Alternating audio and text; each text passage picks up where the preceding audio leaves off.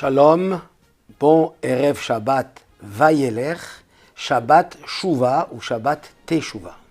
C'est un Shabbat particulier, le Shabbat qui est entre Rosh Hashanah et le jour du Yom Kippourim est appelé Shabbat Shuvah ou Teshuva pour la Haftara, mais c'est aussi parce que c'est un des 10 jours qui sont inclus Rosh Hashanah et Kippour. Aseret Yimei Teshuva, les 10 jours de repentance.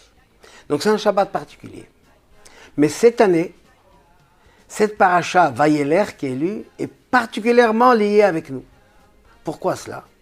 Parce que dans notre paracha est écrite la mitzvah de Hakhel, la mitzvah du rassemblement. En quoi consiste cette mitzvah? Nous dit le texte. Moshe leur donne en disant, à la fin des 7 ans de l'année shabbatique, de l'année de Shemitah, à la fête de Sukkot, quand tout Israël vient voir l'Éternel ton Dieu au temple au Beth Amikdash, vous lirez cette Torah. Hakhel hetam, rassemble le peuple, les hommes, les femmes, les enfants, le converti qui habite avec toi, afin qu'ils entendent et qu'ils apprennent et qu'ils craignent l'Éternel et ils gardent à pratique à faire toutes les paroles de cette Torah.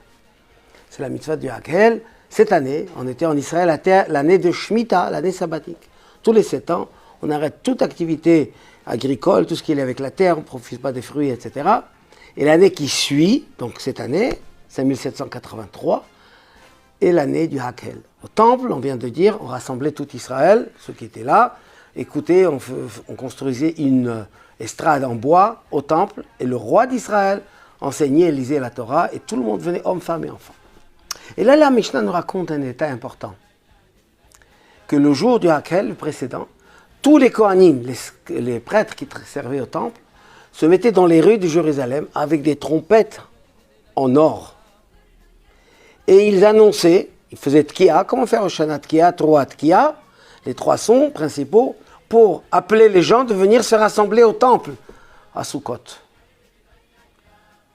Et Midrash, la Mishnah termine en disant, et tout Kohen qui ne faisait pas ça, qui n'avait pas de trompette, qui n'appelait pas les gens, on disait, il n'a pas l'air d'être Kohen.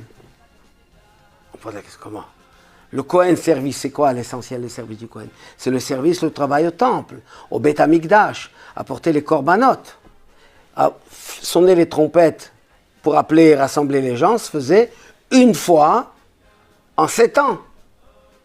Et là, pendant tous les 7 ans, il a travaillé au Beth Amikdash, il était Kohen. Et là, subitement, parce qu'il n'a pas les trompettes, on lui dit, c'est pas sûr que c'est un Kohen. Que signifie cette histoire? Surtout pour nous. Le Kohen, au temple, consiste principalement, le service principal, c'est l'actor de l'encens. L'encens, qui était pour mettre des bonnes odeurs, il y avait 11 sortes, 11 espèces.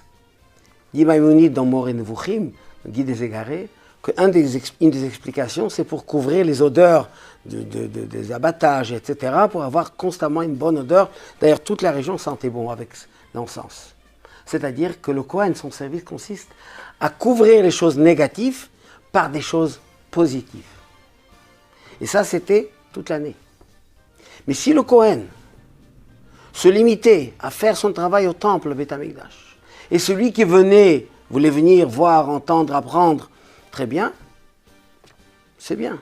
Mais si il ne va pas appeler les gens et à rassembler et les amener pour écouter, pour entendre et pour apprendre et pour pratiquer, eh bien, c'est un doute sur son service. C'est-à-dire, ceux qui, son travail consiste à enseigner, à apporter la Torah, ceux qui viennent vers les synagogues, vers les lieux d'études, etc., d'eux-mêmes, tant mieux.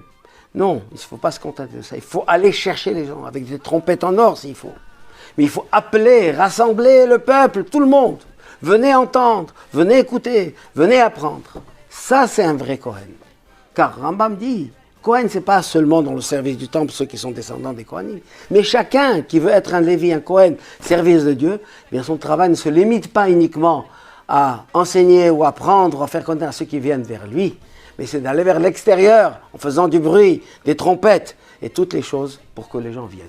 Et grâce à cette grand travail qu'on va faire, on va appeler, rassembler, l'année du Hakhel, on va en parler durant l'année si Dieu veut, Bezrat Hashem, Dieu nous donnera Yom Kippourim, une ktiva, vachatima tova, shana tova mtuka. C'était déjà fait à Rosh Hashanah. Il y en aura en plus encore à Kippour, une bonne et douce année, une année de paix, une année de shalom, une année de geoula, de rédemption. Shabbat shalom ou mevorach.